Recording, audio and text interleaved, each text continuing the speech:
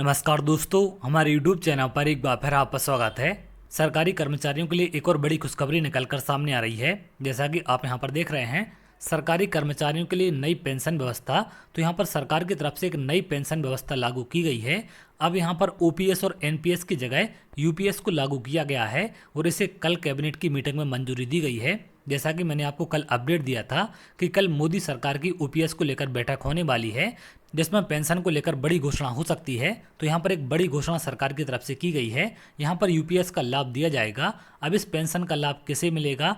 2004 में जो रिटायर हो गए हैं, क्या उनको पेंशन का लाभ मिलेगा या नहीं मिलेगा, और पेंशन व्यवस्था आपकी कब से लागू होगी, इन सब को लेकर तमाम अपडेट निकलकर सामने आ रही है। इसके साथ साथ मीटिंग का ऑफिशियल आदेश भी यहाँ पर जारी हो चुका है। अगर आप यहाँ देखें, cabinet approves unified pension scheme. Unified pension scheme को ही शॉर्ट में यूपीएस कहा गया है।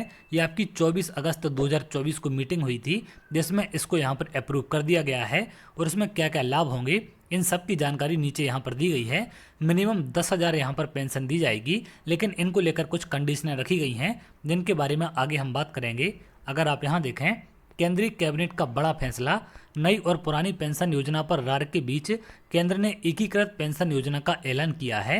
तो नई पुरानी पेंशन योजना दोनों को अलग करते हुए एक नई योजना यहाँ पर एकीकृत पेंशन योजना, जिसको हम यूपीएस कहते हैं, इसका ऐलान यहाँ पर किया गया है।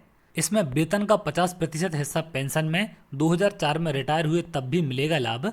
तो वेतन का 50% हिस्सा पेंशन में दिया जाएगा और अगर आप 2004 में रिटायर हुए हैं तो इसका लाभ भी आपको दिया जाएगा।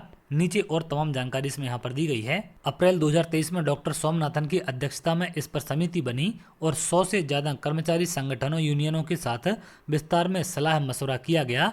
रिजर्व बैंक से बात की गई। राज्यों के वित्त सचिव, राजनीतिक नेतृत्व, कर्मचारी संघों ने अपने सुझाव दिए। यह योजना 1 अप्रैल 2025 से लागू होगी।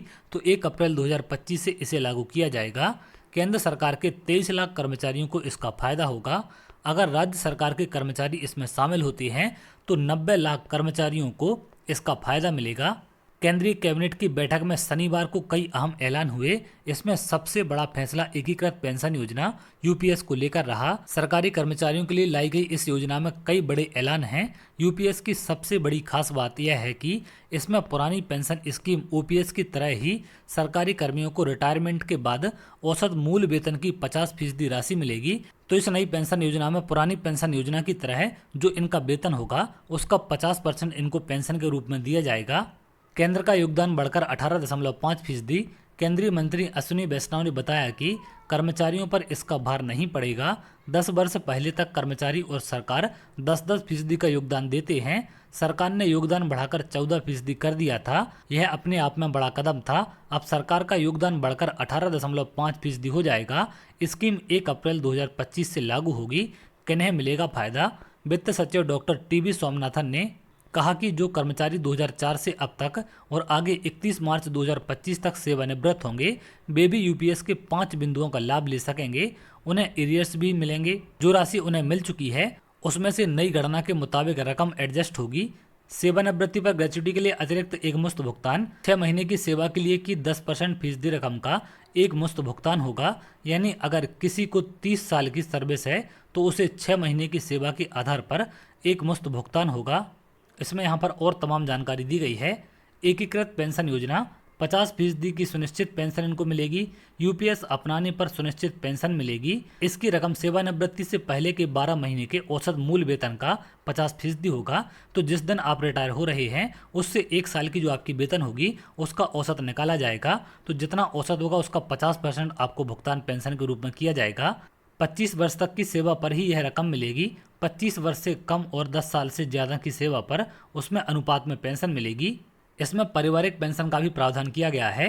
किसी भी कर्मचारी के निधन से पहले पेंशन की कुल रकम का 60% हिस्सा परिवार को मिलेगा। न्यूनतम पेंशन कम से कम 10 साल की सेवा के बाद 10,000 रुपये प्रति माह की न्यूनतम पेंशन सुनिश्चित होगी। तो यहाँ पर अगर आपने कम से कम 10 साल सेवा की है तो आपको मिनिमम 10,000 रुपये प्रति माह की पेंशन दी जाएगी। ये प्रावधान भी इसमें किया गया है।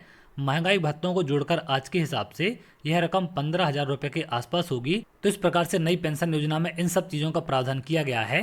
जैसा कि मैंने आपको यहाँ पर जानकारी दी है, ये आदेश भी यहाँ पर जारी हो चुका है, तो आप इसे देख सकते हैं। इसमें यही सारी कंडीशन रखी गई हैं कि जो आपके लास्ट के 12 महीने होंगे उसका जो औसत वेतन होगा उसका 50% पेंशन के रूप में दिया जाएगा और ये लाभ 25 साल सर्विस वालों को मिलेगा। लेकिन उससे कम अगर आपने 25 साल से 10 साल के बीच की है तो उसके अनुपात में आपको पेंशन दी जाएगी।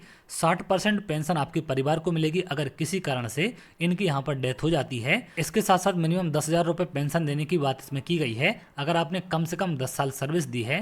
इसके साथ साथ बाकी लाभ भी यहाँ पर आपको दिए जाएंगे जैसा कि यहाँ पर अपडेट निकल कर सामने आ रही है। तो चलिए, अगर आप ऐसी जानकारी चाहते हैं तो हमारे चैनल के साथ जुड़ सकते हैं जिससे और भी इंपॉर्टेंट अपडेट आपको मिल सके। बहुत जल्द अगले वीडियो मिलेंगे, तब तक के लिए बहुत बहुत धन्यवाद।